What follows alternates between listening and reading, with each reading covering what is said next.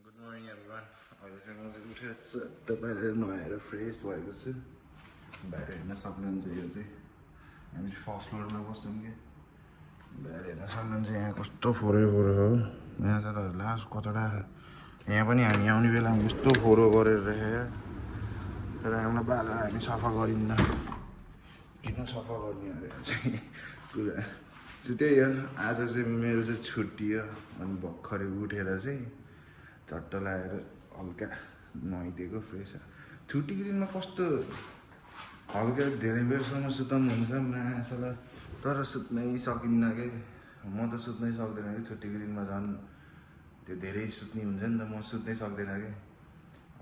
किन हो किन फेरि त्यो छुट्टी नभएको बेलामा फेरि कस्तो निद्रा लाग्छ, त्यो ठाउँ छोड्नै मन लाग्दैन कि। अनि त्यो अलार्ममा 10 मिनट 20 मिनट पछि गर्दै म त्यसरी उठ्छु। अनि हिजो चाहिँ खतरा निद्रा लाग्थ्यो कि मलाई। 3:40मा उठ्ने ठाउँमा 4 बजी उठेको थिएँ। अनि राम्रोसँग यसो टोइलेट बस्न नि हग्न नि पाएको थिएन। अनि आज त डह्रो सुत्छु भनेर सुतेँ मासला। यसो उठेर हेरेको 4:30 भयो। अनि मोबाइल चार्जमा राखेँ, फेरि सुतेँ। म तरै सुतेँ जस्तो लाग्यो फेरि। अनि बिउजिएँ कि म 5 बजी रहेछ मासला। सुत्न हुन्छ निकै लाग्दैन मलाई।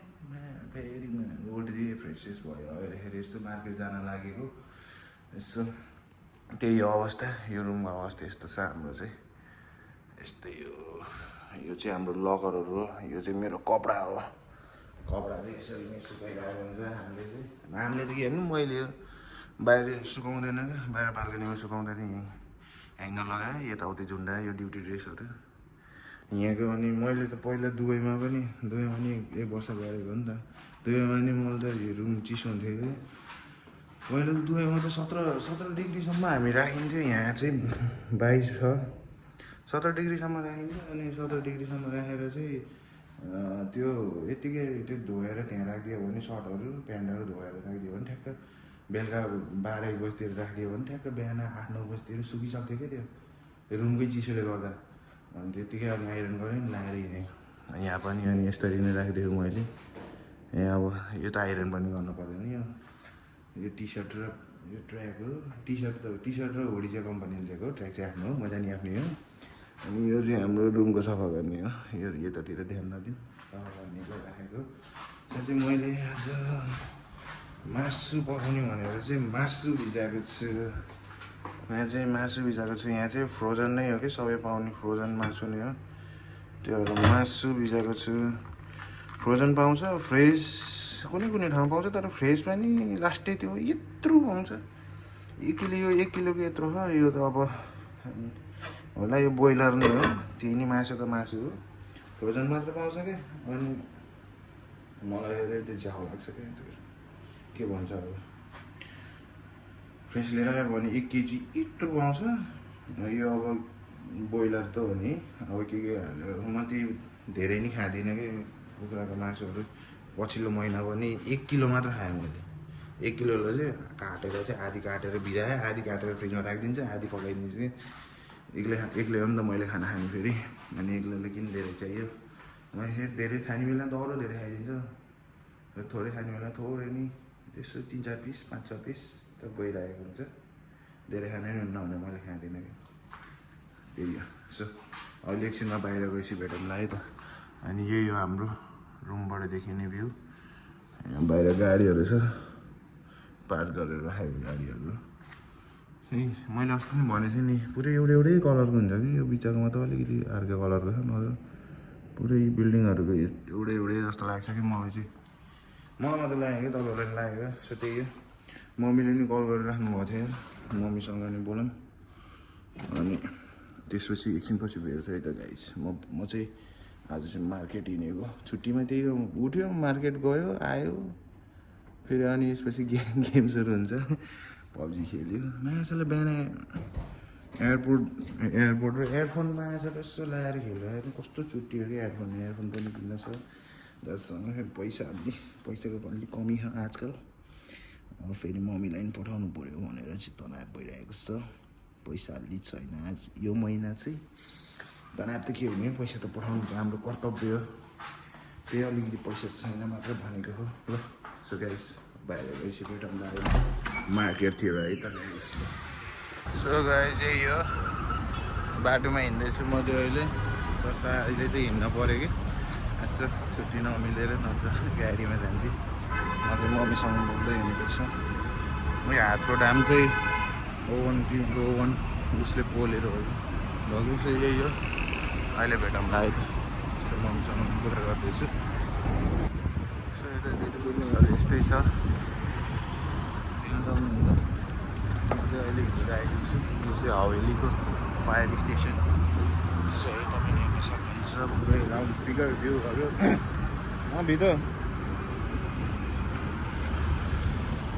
यिनी फेरि तो यारे के विषय। म चाहिँ मम्मीसँग बोल्दै हिँडिरहेको छु क्या। अन्त टाइम मिल्दैन नि त बोल्ने खासै। अहिले भेटौँलाई। यस्तो गाडीहरू चाहिँ अहिले चाहिँ नर्मलै लाग्न थाल्छ कि त्यति साह्रो नि केही छैन जस्तो लाग्छ। यहाँ जाम भएको हेर्न सक्नुहुन्छ। सबैजनाले म चाहिँ यसरी हिँडिरहेको छु। तलै मियाम क्या, यही हो बिल्डिङ चाहिँ। खाँदैन त्यो त। अहिले चाहिँ म चाहिँ मसला किन्न आएको। मसला यहाँ यस्तो उस गर्ने बेलामा किन्यो भने चाहिँ हल्का सस्तो पर्छ कि। र मैले चाहिँ सामान किनेँ। म त मम्मीसँग बोल्दा बिर्सेछु कि भिडियो गराउने। त्यही हो, यही म चाहिँ फर्किँदैछु अघिको बाटो। सो अहिले चाहिँ धेरै सामान चाहिँ किनिएन यो दिन यो हप्ता चाहिँ। किन भन्दाखेरि मैले पहिल्यै हप्ता धेरै सामान किनेर लिएर गएको थिएँ। मैले खासै धेरै पनि किन्दैन माछालाई। अब एक्लै ल्यायो। आजकल फेरि मैले 2 दिनको लागि खाना बनाएर खान थालेको। त्यही भएर अड्कलेर लान्छु क्या अहिले चाहिँ। अस्ति धेरैचोटि त्यो खानाहरू टमाटरहरू तरकारीहरू बिग्रिएर फ्याल्नु पऱ्यो क्या। अनि फ्याल्नु पर्दा तरकारी नि महँगो। अहिले यस्तो माया लागेको अहिले चाहिँ पैसाको। त्यही भएर चाहिँ मैले चाहिँ अहिले चाहिँ युज गर्न लागेको। सो यही हो कुवेती लाइफ भनेको। छुट्टीमा यही हो गर्ने। मैले भनेको चप्पल लायो पटक पड्काउँदै हिँड्यो। हातमा सामान बोक्यो टल्लक हिँड्यो। पहिला चाहिँ मलाई चाहिँ के गरे, हाम्रो उता छुट्टी सँगै बढ्थ्यो अर्को उसको। अनि त्यो हाम्रो कम्पनीकै ड्राइभरले पुरै लिएर गइदिन्थ्यो क्या। के हेरेछ हो अब बाटो गाडी जान्छ। यो जेब्रा क्रसिङ नि छैन क्या ल।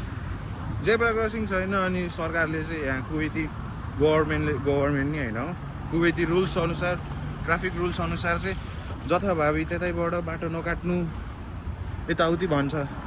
त्यो ठिक पनि हो किन भन्दाखेरि सुरक्षा हो। तर यहाँ जेब्रा क्रसिङै छैन कि। मैले मेन कुरा देखेको भने यहाँ नदेखेको भने जेब्रा क्रसिङ खासै ठाउँमा छैन क्या। अब त्यहाँबाट यो त्यहाँ अगाडि नि एउटा रोड आउँछ, म देखाउँछु अहिले।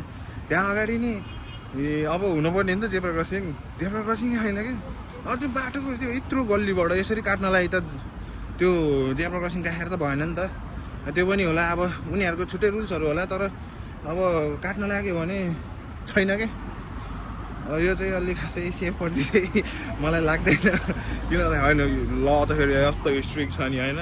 रक्सी नो, यताउति लागु पदार्थ सेवन गर्नेहरूलाई च्याप्पै पक्राउ पर्ने बित्तिकै रिपोर्ट 2-3 महिना जेलमा राखेर। तर दुबईमा चाहिँ हाम्रो फुटपाथमा हिँड्ने मान्छेहरूलाई चाहिँ बढी प्रायोरिटी छ। किन भन्दाखेरि हरेक ठाउँमा जेब्रा क्रसिङ हुन्छ। अनि तिम्रो जेब्रा क्रसिङको लाइट नभए पनि त्यहाँ चाहिँ एकचोटि चाहिँ खुट्टे जेब्रा क्रसिङमा यसरी राखिदिए पनि त्यहाँ चाहिँ सबै गाडीहरूले चाहिँ रोक्नु पऱ्यो कि। जतिसुकै पुलिसै होस् जो नै होस् होइन। एकचोटि खुट्टा यसरी टेकेपछि चाहिँ त्यहाँ चाहिँ बाटो दिन्छ क्या। बाटो दिन्छ। यहाँ त खालि बल्ली हो खै जेब्रा क्रसिङै छैन। अगाडि एउटा त्यही हो। यहाँ हेर्न सक्नुहुन्छ जेब्रा क्रसिङै छैन कि। यो बाटोमा चाहिँ हामीलाई यता जान मन लाग्छ। अब यसरी नकाटे कसरी काट्ने त। अन्त यो मान्छेलाई ड्राइभरहरू हामीलाई चाहिँ के भन्ने त्यो दिमाग के भन्ने। अब त्यस्तै हो। अब त्यस्तै हो। बुझ्नुहोस् मिलाएर म केही भन्दिनँ यो बारेमा। म केही बोल्न चाहदिनँ। सो यस्तै हो। म चाहिँ यो चाहिँ के को टावर हो बाल मतलब छैन। अब कस्टम बाहिर निस्किने हप्तामा एकचोटि हो। त्यही नै सामान किन्न हो। अरू त निस्किने चलन छैन। कति भयो आएको 9-10-11 महिना भयो, धेरै घुमेको भनेको उता फाइल नै हो गएको। त्यही नि यसो काम परेर सामान किन्न गएको, छुट्टीको बेला टाइम मिलाएर। त्यो घुम्ने भनेर गएको होइन, काम परेर गएको मोबाइल किन्नको लागि। मोबाइल त्यो अरू सरसामानहरू पनि किन्न थियो। त्यो त अहिले हल्का सस्तो पाइन्छ क्या। सस्तो भने सस्तो पाउने ठाउँै देखेँ होइन। एउटा कुरो यी जेब्रा क्रसिङ म जेब्रा क्रसिङ देखाउँछु है। यस्तो हो है जेब्रा क्रसिङ। यो हो जेब्रा क्रसिङ, यो हो जेब्रा क्रसिङ। हेर्न सक्नुहुन्छ यहाँ जेब्रा क्रसिङ यस्तो हो है, यस्तो हो जेब्रा क्रसिङ। म केही बोल्दिनँ, यस्तो देखाएको मात्र तपाईँहरूलाई। बस स्टेसन यो हो कि कसम यस्तो हो बस स्टेसन हो। ढिलो गएको यहाँ हेर्न सक्नुहुन्छ। त्यो क्या गर्मी भएर यो चाहिँ बस रोक्ने ठाउँ है। यो चाहिँ राम्रो छ, यो चाहिँ राम्रो हो भन्दा नि यो चाहिँ वेल मेन्टेन। बसहरू यता आएर रोक्नु पऱ्यो नि त, बाटोको बिचमा रोक्यो भने चाहिँ हुन्छ नि त। तर दुबई बसेर नि होला, मलाई चाहिँ त्यहाँको चाहिँ सबै सिस्टमै राम्रो लाग्यो। जहाँ गयो नि बस स्टपको ठाउँमा चाहिँ बस स्टेसन भने चाहिँ बस स्टप हो कि खासमा चाहिँ। बस स्टप यहाँ त बस स्टेसन देखेँ होइन, उता चाहिँ खक्कै हुन्छ। बस स्टपमा नि तिम्रो त्यो क्याबिन जस्तो बनाएर त्यहाँभित्र पुरै एसी चलिरहेको हुन्छ। गर्मी भएर च्याट्ट भित्र गएर च्यालक्क खुट्टा माथि पारेर स्यालक्क बस्ने खोक्का गाडी छ त बवाल। मलाई फेरि यस्तो फोर विलरहरू चाहिँ बब्बाल लाग्छ। त्यसको टायर पनि खोक्का हो। त्यस्तो धेरै चाहिँ नदेखाम होला, धेरै नदेखाम होला। फेरि जाऊ होला मलाई किन मेरो गाडीलाई धेरै भिडियो किन गरिस् भनेर चाहिँ म माथि प्रश्नहरू उठ्न सक्छ। त्यही भएर चाहिँ प्रश्नहरू उठ्ने काम चाहिँ नगरौँ। अनि यहाँ चाहिँ मैले सरी है, अनि यस्तो बिल्डिङमा बस्छ, यो बिल्डिङ है, यस्तो बिल्डिङमा बस्छ। अनि तल फेरि गाडीहरू फेरि कस्तो हो भन्दाखेरि कोर्बेट, पोर्चे होइन, त्यस्तो गाडीहरू हो कि कतै त्यो गाडी इन्सुरेन्स मात्रै लिएको होइन, त्यो इन्सुरेन्स सरी त्यो इन्स्टलमेन्टमा मन्थली इएमआई तिर्दै हैरान त हुने होइन भन्ने मलाई लागिरहेको छ। मलाई लागेर हेर्ने हो, तिनीहरूको जिन्दगी हो त्यस्तो भनेको। मेरो आफ्नो पोइन्ट अफ भ्यू पर्सनल उस त दिन पाइएको हेर्नु नि, पसिना आएर मलाई यस्तो हिँड्न नि हुँदैन, पसिना आउँछ यार। सो यही हो हामी चाहिँ हिँड्ने गल्ती चाहिँ यही हो। अहिले चाहिँ पसिना आइरहेको छैन, देख्न सक्नुहुन्छ होला पसिना आएर। म यहाँसम्म कपाल मैले यो बारी मात्र लामो पालेको, कपाल नकाटेको 3-4 महिना भइसक्यो। कपाल लामो पालेको तल झरेर हैरान हुन्छ, नुहाएर निस्किने मिलेन, तल झरेर यसले कपाल काटिदिन्छु क्या म यस्तो भयो भने चाहिँ लास्ट झ्याउ लाग्छ क्या कपाल। त्यो रिस उठ्छ कि पसिना रिस उठ्छ कि कपालै जस्तो लाग्छ कि। त्यही भएर चाहिँ हो उताउति मान्छेले हेरिरहेको छ यार। अरू दिन नहेर्ने आज के मोबाइल उठाएर हिँडेको देखेर हेरेको क्या गालको। मलाई त मतलब लाग्दैन कि एक्लै हिँड्यो भने त म नि यस्तो यहाँ कानमा एयरपोर्ट लाउँछु, मान्छेहरू हेर्दा हाँस्दै हिँड्छु घरिघरि। त मलाई त्यस्तो लाग्छ, तर पसिना निस्कियो क्या मासला भएर नुहाएको कि ठ्याक्कै रहेछ। कोर्बेट चाहिँ आज नरहेछ, कोर्बेटको ठाउँमा पोर्चे छ। खासै कलर चाहिँ ठिकै, मलाई कलर खासै मन परेन, मलाई मन नपरेर बाल पऱ्यो। यही हो, नम्बर प्लेट चाहिँ नहेर मलाई। पोर्चे चाहिँ यही हो, नर्मल गाडीहरू हो कि यस्तो। मलाई चाहिँ सुपर कारहरू भन्दा पनि चट्ट पिकअप ट्रकहरू, फोर विलरहरू चट्ट देख्यो भने चाहिँ मलाई खक्का लाग्छ। ऱ्याप्टर त बबाल भइहाल्यो कसम। मेरो त जति बेला देख्दा नि आँखा त लागिहाल्छ, जति बेला देख्दा नि आँखा त लागिहाल्छ। नेपालमा नि मेरो त्यहाँ पनि नेपालमा नि मैले देखेको थिएँ। अहिले बुढोले नि दुल्दा बुढोले नि हाँकिरहेको छ। बुढोको चाहिँ म त खक्काएको चाहिँ भ्लग चाहिँ मलाई ऱ्याप्टर मन परेर हेरेको अरे चाहिँ होइन। पहिल्यैदेखि हेर्थेँ बुढोको नि, खासै त्यो हाल्दैनन् कि अरे बुढोले, सिनेमेटिक भ्यूहरू मात्रै हाल्छन् बुढो। त्यही मलाई चाहिँ त्यो ऱ्याप्टर चाहिँ बवाल लाग्छ कि। त्यही अलिकति पैसाको कमी भएर मात्र हाँक्न नसकेको, नत्र त त्यत्तिको चाहिँ हाँक्न सक्ने चाहिँ हुनुपर्ने हो। जिन्दगीमा त्यति नगरी त कहाँ हुन्छ र। त्यसरी जहिले अरूको काम गरेर हुँदैन।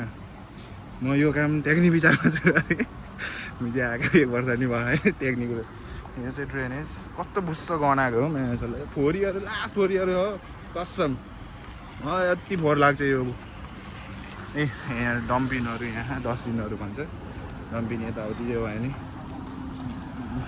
उठाउन हेर्नु कस्तो पसिना आएको हाम्रो बिल्डिङ आइहाल्यो अब चाहिँ त्यही हो अब धेरै कुरा त छैन मलाई त हेर्दै वाक्क लाग्छ त्यही म बाहिर निस्किन्न कि कस्तो पसिना निस्केको हो आज चाहिँ त्यही हो गाइस अब मिल्ते अगले ब्लॉग पे टाटा मिलते अगले पार्ट पे